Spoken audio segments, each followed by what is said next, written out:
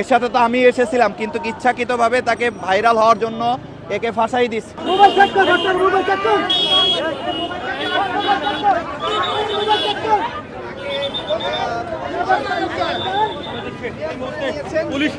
দর্শক, এই মুহূর্তে কিন্তু তাকে উদ্ধার করে পুলিশ কিন্তু তাদের হাতে নিয়েছেন।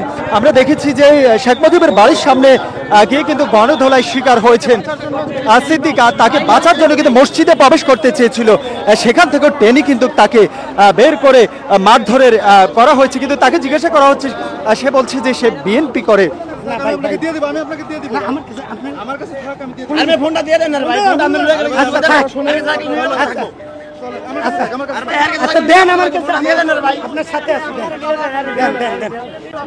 আপনাকে দালাল বলে কেন?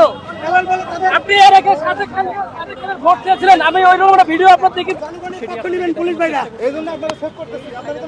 আপনি কি ধানমন্ডি 32 ভাঙছিলেন? অবশ্যই ভাঙছি।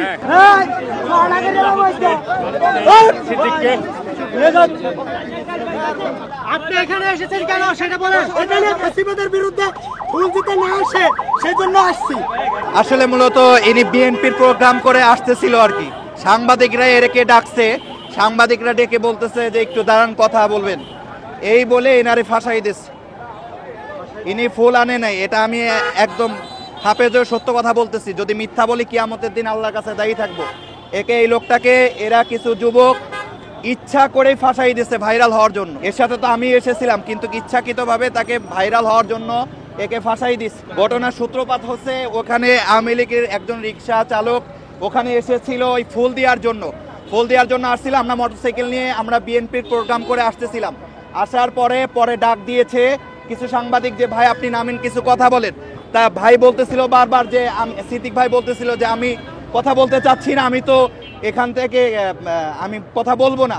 তারপর জোরপূর্বক তাকে নামানো হয়েছে। নামানোর পরে ওখানে একটা ফুলের ছবি দেওয়া ছিল, ফুল এবং কিছু লেখা ছিল, লেখা ওইটা ভিডিও করতেছিল। তখন ভাই দাঁড়িয়েছিল, দাঁড়িয়ে থাকার পরেই কিছু যুবক পোলাপান এসে বলতেছে যে এলো আওয়ামী লীগের দোসর কয়ে শুরু করে দিছে। তখন মনে করেন যে একটা অশান্তি সৃষ্টি শুরু হয়ে গেছে। হ্যাঁ, এখানে মত সৃষ্টি করা হয়েছে। যেটা সত্য কথা ওটা আমি বলবো, যদি আমার ফাঁসি হয় তবু আমি বলবো সত্য কথা। কি হয়েছিল ঘটনাটা ভাই, এখানে উনি কোনো ফুল দিতে আসে নাই, কোনো কিছু করতেও আসে নাই।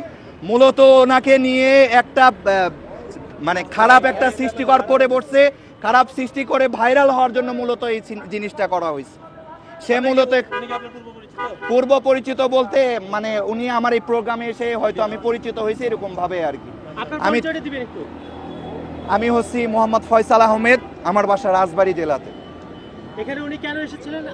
উনি এখানে কোনো কিছুই না, উনি গাড়ি নিয়ে মসজিদের উদ্দেশ্যে আমরা মোহাম্মদপুরে যা নামাজ পড়বো, তখন ওই মুহূর্তে ওনাকে কিছু সাংবাদিক থামাইছে যে ভাই দাঁড়ান, আপনি কিছু কথা বলেন। কথা বলার পর উনি দাঁড়াইছে, দাঁড়ানোর পরে কিছুক্ষণ পর কিছু যুবক পোলাপান বলছে এটা তো আওয়ামী লীগের দোসর, এর বাড়ি গোপালগঞ্জ, এই বলে তাকে খারাপ আচরণ করা শুরু করছে।